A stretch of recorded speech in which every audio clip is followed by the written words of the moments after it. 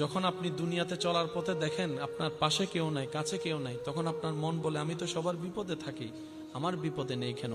আল্লাহ তাআলা বলে আমি সরাই রেখেছি। আল্লাহ কেন? আমি না ওর বিপদে ছিলাম, আমার বিপদেও থাকবে না? রব বলে যে ওদের বিপদে সাহায্যকারী হিসেবে আমি তোকে পাঠিয়েছি, আর তোর সাহায্য করার জন্য তোর রব আমি আছি। সুবহানাল্লাহ। তোকে যদি ওরা সাহায্য করে ফেলে ওই সওয়াবটা কেটে যাবে, কাটাকাটি হয়ে যাবে। আমি করেছি তুই করেছস, আমি খাওয়াইছি তুই খাওয়াইছস, শেষ। আমি আল্লাহ তোর এটা কাটাকাটি করতে চাচ্ছি না, সেজন্য তাদেরটা তারা করে যা, সওয়াব তুই পেয়ে যা। করে ফেললে তো কাটাকাটি হবে, তোরটা আমি দিব। তুই একটু কষ্ট করে ধৈর্য ধরে ঈমানটা নিয়ে তুই কবরে আয়, হাসরে আসলে বাকিটা আমি আল্লাহ তোকে বুঝাই দিব। কল্পনার চাইতো বেশি দান করব। মান জাআ বিল হাসানাতে ফালাহু আশরু আমসালিহা। চিৎকার দিয়ে বলেন সুবহানাল্লাহ। কারো ব্রু দেখবেন এখানে এসে শেষ, কারো ব্রু দেখবেন এখানে জোড়া, আবার কারো ব্রু দেখবেন এখানে ঘন জোড়া, কারো ব্রুর মধ্যে একটু পাতলা, কারো ব্রুর মধ্যে একটু ঘন। আপনার এই ব্রুটা ধরে দেখেন, সফট নরম, ধরে দেখেন, দেখেন শক্ত না নরম? যারা ব্রু ফ্লাক করে তাদের এখানে একটু ধরে দেখেন,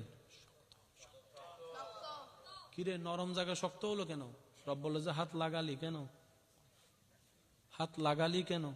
এই ক্ষেত্রে আমার পরামর্শ, আমার যে সমস্ত মা বোনেরা ব্রু ফ্লাক করেছেন, আমি যতটুক আমার বিশ্বাস হয়তো কেউ বেশিরভাগই ইচ্ছা করে করেনি, শাস্তে গিয়েছেন, কেউ একজন করিয়ে দিয়েছে, হয়তো কারো ফাঁদে পড়ে করে ফেলেছে।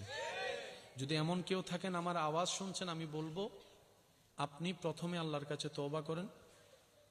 প্রথম কাজ এটা, আল্লাহর কাছে সাহায্য চান, দেখবেন আল্লাহ তাআলা আপনার ভ্রুকে আবার কুদরতি ব্যবস্থাপনায় আগের চাইতে আরো সুন্দর সাজায় দিবে। সুবহানাল্লাহ। আপনার আর কষ্ট করে বারবার যে কাটতে হবে না। এটা কি তুলতে কি আরাম লাগে না ব্যথা লাগে? এই ব্যথা দিয়ে সুন্দর পাওয়ার দরকার কি? যেই ফর্সার ক্রিম আপনি আমি ব্যবহার করি সৌন্দর্যের জন্য, রং ফর্সা হওয়ার জন্য, এই প্রত্যেকটা ক্রিমের মধ্যে কেমিক্যাল আছে না নাই? আমি যুবকের আওয়াজ চাচ্ছি, কেমিক্যাল আছে না নাই? আর সমস্ত জ্ঞানী মানুষ এই কথাই একমত, প্রত্যেকটা কিছুর মধ্যে একটা এফেক্ট আছে, একটা সাইড এফেক্ট আছে, একটা ভালো দিক আছে আর একটা ক্ষতির দিক আছে। তো ক্রিমটা দিয়ে সাময়িক সময়ের জন্য কিছুটা ফর্সা দেখাতে তো পারলাম, কিন্তু স্কিনের গোড়ায় গোড়ায় যে ক্রিমগুলো ঢুকলো সেগুলো তো 30, 35, 40 বছর পরে গিয়ে এফেক্ট করা যখন শুরু করবে তখন তার চেহারার আকৃতি ঠিক থাকে না। ক্ষমা করবেন আমাকে, যারা বেশিরভাগ সময় মেকআপের সাথে থাকে, ওই সমস্ত লাইনে যারা থাকে তাদের বৃদ্ধ বয়সের ছবিগুলো একটু দেখে দেখবেন, চেহারার কোনো ঢক ঠিক থাকে না, চামড়ার কোনো ঢক ঠিক থাকে না, কেমন জানি বিদঘুটে হয়ে যায়। আর সুন্দর যদি হতে চান, ইসলামে কত সুন্দরী ফরমালিন মুক্ত, সাইড এফেক্ট মুক্ত সিস্টেম করে দিয়েছেন। নবী রাহমাতুল্লিল আলামিন বলে 5 ওয়াক্তে 5 বার আজানের ডাকে সাড়া দিয়ে ওযু করতে থাকো, ওযু করতে থাকো, ওযু করতে থাকো, ওযু করতে থাকো, তোমার ভিতরটাও সুন্দর হয়ে যাবে, বাহিরটাও সুন্দর হয়ে যাবে। সুবহানাল্লাহ। সত্যি করে বলেন, যারা ওযু করে তাদের চেহারায় আলাদা একটা মায়া।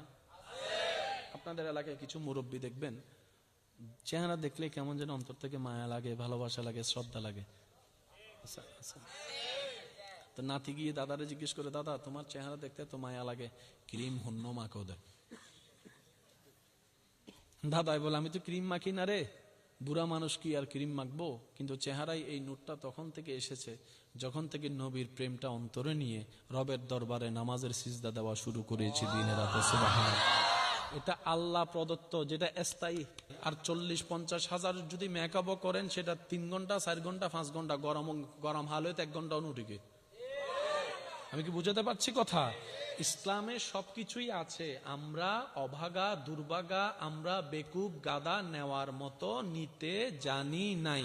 আওয়াজ দিয়ে বলেন দোষটা কাদের? সবাই মিলে বলেন দোষটা কাদের?